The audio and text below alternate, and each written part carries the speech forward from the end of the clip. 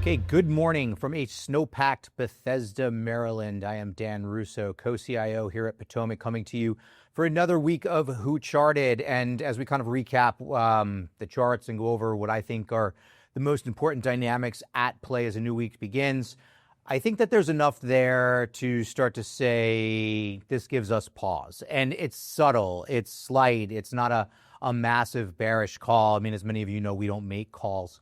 But let's dive right into the S&P 500 and start where we always do.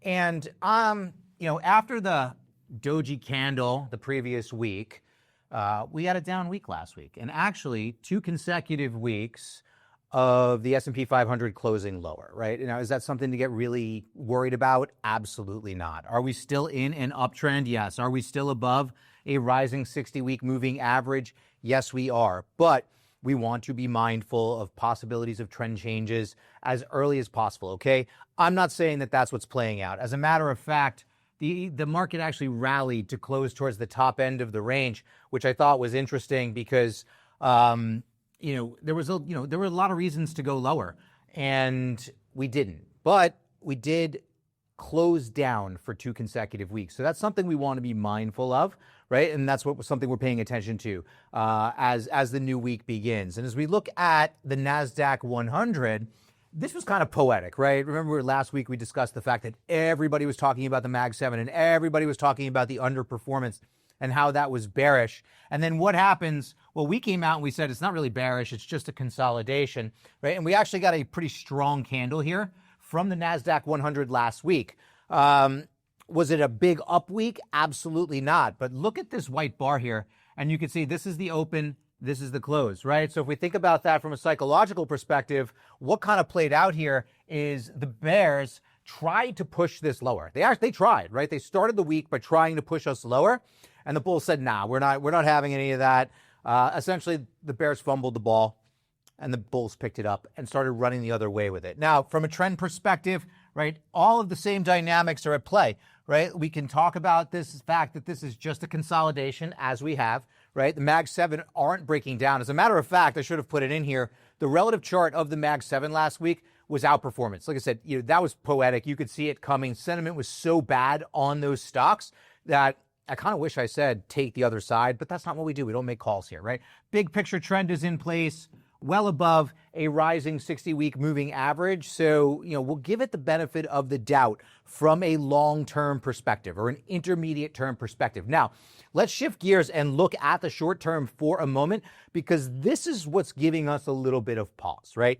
And it's subtle. It's nuanced. It's part of being a tactical manager. But we are seeing a little bit of an uptick since the beginning of the year, since the start of 26. An uptick in decliners, right? As well as a little bit of an increase in NYSE stocks that are making new lows. Now, it's barely perceptible, right? And if you are a long-term strategic investor, this is not on your radar. However, if you're a tactical manager like we are, this is very much on your radar, right? The blue line here is a 5-day moving average of NYSE decliners, right? And what we see here is a series of higher lows and higher highs. Okay, that by definition is an uptrend. Now, is it a runaway, right? No, I mean, we've seen higher levels recently, but it's something we want to pay attention to, especially as the market is going sideways a little bit. Remember, S&P down 2 consecutive weeks, Nasdaq in a consolidation pattern for about the past 3 months, and we're seeing a small uptick here in new lows. Now, again, is it a spike in new lows? No, nobody's qualifying this as a spike in new lows, such as we saw back in November and, at various times throughout 2025. But it is a small uptick that we want to pay attention to. At the same time, the VIX overall level is low, and that's fine.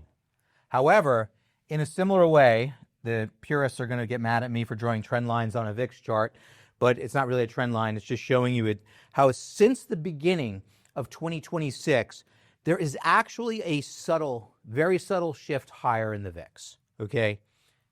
Not a spike, again, right? We're not going over 20, right? We're certainly not spiking up to the 50s and 60s. But the red box is essentially 2026 here. And you are seeing a subtle shift higher in the VIX. Now, we can get into the whys of it. That's not really what we do. We'll start doing that maybe.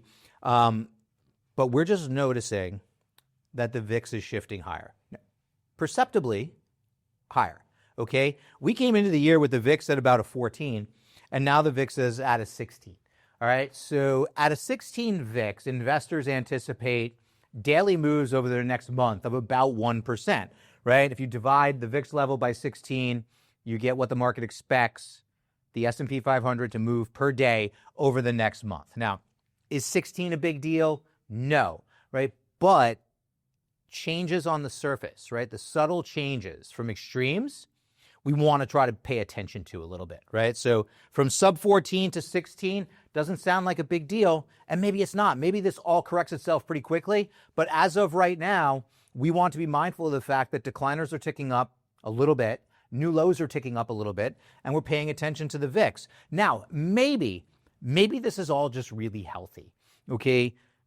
Global investors, people who look beyond just the United States, right? We've touched on this, have not really had much reason to look beyond the United States over the past 15 years. However, over the past year, that has started to change. So maybe this is just rebalancing, right? Maybe this is strategic investors saying, look, we're overexposed to the United States.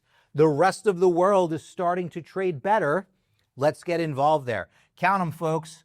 1, 2, 3, 4, 5, 6, 7, 8, 9.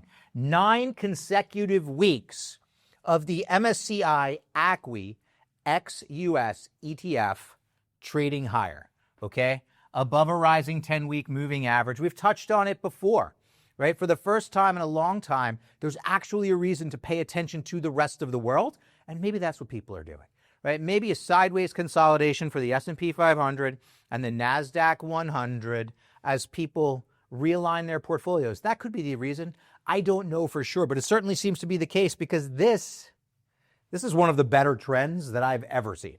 Coming off of these lows here, this is one of the better trends that I've ever seen. Maybe it has running room. It's certainly strong, right? But up 9 weeks in a row, maybe it pauses here. That's something we'll be paying attention to as the week goes on, right? So thank you all once again for taking some time to hear what we have to say. I hope everybody who was impacted by the big storm over the weekend is safe and staying warm. We will come back to you next week. Have a great week, everyone.